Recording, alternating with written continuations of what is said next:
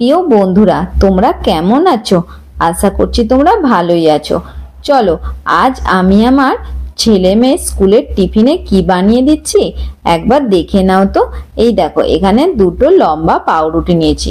এই পাউরুটিগুলো আমি প্রথমে দুফালি করে কেটে নিচ্ছি। আর এই যে পিছন দিকে যে কালো অংশটা, এটা আমার ছেলে মেয়ে দুজনে কেউই খেতে চায় না, তাই এটাও কেটে বাদ দিয়ে দিচ্ছি।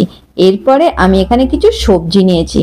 যেসব বাচ্চারা সবজি খেতে পছন্দ করে না, অবশ্যই এই টিফিনটা তোমরা তৈরি করে দিতে পারো। দেখো, সবজির মধ্যে নিয়েছি আদা, রসুন, পেঁয়াজ, কাঁচা লঙ্কা, ধনেপাতা, গাজর আর বাঁধাকপি, ক্যাপসিকামও নিয়েছি একটু। এগুলো খুব ছোট্ট ছোট করে কেটে নিতে হবে। আমি এগুলো এই ছোট করে কেটে নেবার পরে ভেবেছিলাম হ্যান্ড চপারের মধ্যে একটু কেটে নেব, আরো ছোট ছোট হয়ে যাবে। যখন হ্যান্ড চপারে কাটতে গেলাম তখন হ্যান্ড চপারের দড়িটা গেল কেটে। তাই কি করব, এই তাড়াহুড়োর মধ্যে তখন আমি ছুরির সাহায্যে এরকম ছোট্ট ছোট্ট করে কেটে নিয়েছি। দেখো, খুবই ছোট ছোট করে কাটতে হবে। প্রথমে বাঁধাকপিটা কেটে নিয়েছি, এরপরে কাঁচা লঙ্কা, ধনেপাতা, গাজর সবকিছুই কেটে নিতে হবে। আর গাজরটা যেহেতু এত ছোটই ছুরির সাহায্যে কাটা যাবে না তাড়াহুড়োর সময়, তখন একটা গ্রেটারের সাহায্যে আমি একটু গ্রেট করে নিয়েছি।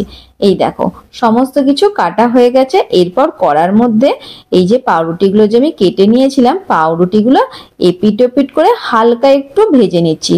তবে খুব বেশি লাল লাল করে ভাজবো না, হালকা একবার এদিক একবার ওদিক উল্টে পাল্টে ভেজে নিলেই হবে। দেখো, প্রথমে দুটো ভেজে নিয়েছি, তারপরে আরো যে দুফালি রয়েছে সেগুলো ভেজে নেব। তোমরা অবশ্যই সকালে কিংবা সন্ধ্যের টিফিন কিংবা বাচ্চাদের স্কুল কলেজ টিফিনেও এই রেসিপিটা করে দিতে পারো। দেখো, চারটে পিসি আমার ভাজা হয়ে গেছে। এরপর এই কড়ার মধ্যে একটু সাদা তেল দিয়ে দেবো। সাদা তেল দেবার পরে আদা, রসুন আর কাঁচা লঙ্কাটাও দিয়ে দিচ্ছি। হালকা দু একবার নেড়ে ছেড়ে নিচ্ছি। আর অবশ্যই এটা সাদা তেলেই করতে হবে, সর্ষের তেলে করলে একটুও ভালো লাগবে না। তাই আমি সাদা তেলের মধ্যেই করছি। হালকা কাঁচা লঙ্কা, আদা, রসুনটা ভেজে নেবার পরে আরো যে সবজি ছিল বাঁধাকপি, ক্যাপসিকাম, গাজর, পেঁয়াজ, সেটাও দিয়ে দিচ্ছি। দিয়ে আবার একটু নেড়ে চেড়ে নিচ্ছি। নাড়তে নাড়তে নুনটা অবশ্যই স্বাদ মতন তো দিতে হবে, তাই আমি নুনটা স্বাদ মতন দিয়ে দিচ্ছি। আর একটু গোলমরিচের গুঁড়ো দিচ্ছি। জানি আমি লঙ্কা কেটে দিয়েছি ছোট ছোট করে, তবু একটু গোলমরিচ গুঁড়ো দিলে আরো টেস্ট লাগবে। দেখো, গোলমরিচ গুঁড়ো দেবার পরে আবার একটু নেড়ে চেড়ে নিচ্ছি। তারপরে 1 চামচ টমেটো সস দিয়ে দেব।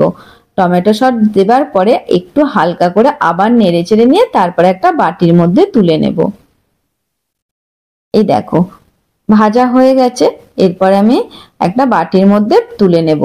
আর আমি যে ধনেপাতাটা কুচিয়েছিলাম সেটা তো বলতেই ভুলে গেছি, ধনেপাতাটা কুচিটা দিয়ে দিচ্ছি। দিয়ে আবার একটু নেড়ে চেড়ে তারপরেই বাটির মধ্যে তুলে নেব। ব্যাস, আমার পুরটা তৈরি হয়ে গেল। এরপরে এই পাউরুটিগুলোর মধ্যে কিভাবে আমি বানাচ্ছি দেখো। পাউরুটিগুলো যে চারফালি করে নিয়ে যে হালকা সেকে নিয়েছিলাম, এরপরে আবার একটু টমেটো সস দিয়ে দিচ্ছি 1 চামচ করে, দিয়ে এই গোটা পাউরুটির মধ্যে লাগিয়ে নিচ্ছি। আর যে পুরটা যে ছিল এই পুরটা 2 চামচ দিয়ে দিচ্ছি। এই দেখো, এইভাবে সাজিয়ে নিচ্ছি। প্রত্যেকটা এইভাবেই করে নিচ্ছি। তারপরে আমি তোমাদের দেখাচ্ছি। ওই দেখো, সাইডে যে দুটো ডিম সিদ্ধ করে রেখেছি সেইগুলো আমি কিভাবে দেব দেখো। বাচ্চারা সবজিগুলো আর দেখতেও পাবে না। এই দেখো, এটা আমি রেখে পাশে রাখছি। আর একটা গ্রেটার নিয়েছি। এই ডিমগুলো, একটা ডিমকে আমি ভালো করে এইভাবে গ্রেট করে সবজির যে পুরটা করেছিলাম সেটাকে চাপা দিয়ে দেব এইভাবে গ্রেট করে।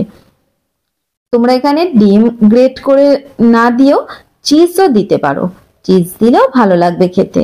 আমি এখানে চিজ বাড়িতে ছিল না, সেই জন্যই আমি এখানে ডিমটাকে গ্রেট করে দিচ্ছি। দেখতে যেমন সুন্দর লাগছে, খেতেও খুবই ভালো লাগবে। তোমরা যদি বাচ্চাদের টিফিনে এইভাবে করে দাও, বাচ্চাদের টিফিন যখন স্কুল থেকে বাড়ি আসবে তখন দেখবে টিফিন পুরো ফাঁকা হয়ে বাড়ি এসেছে। দেখো, গ্রেট করে নিচ্ছি। আর একটা যে ডিম ছিল, যেহেতু আমার ছেলে মেয়ে দুজনের জন্য টিফিনটা করছি, তাই আমি দুটো ডিম সিদ্ধ করেছি। আর একটা ডিম তো গ্রেট করে দিয়েছি, আর একটা ডিমকে দেখো এইভাবে গোল গোল করে কেটে নিচ্ছি। কেটে নিয়ে আর ওপর দিয়ে সাজিয়ে দিচ্ছি। আর দেখতে আরো যাতে সুন্দর লাগে এই ডিমের ওপরে একটু টমেটো সস দিয়ে দিচ্ছি। ওপর দিয়ে একটু গোলমরিচ গুঁড়ো দিয়ে দিচ্ছি, যেহেতু সিদ্ধ ডিম দিয়েছি না, তাই একটু গোলমরিচ গুঁড়ো দিয়ে দিচ্ছি। আর এই দেখো টমেটো সসটা দিয়ে দিচ্ছি। দেখো তো দেখতে কতটা সুন্দর লাগছে। বাচ্চাদের দিলে মনটা কি খুশি হবে বলো তোমরা।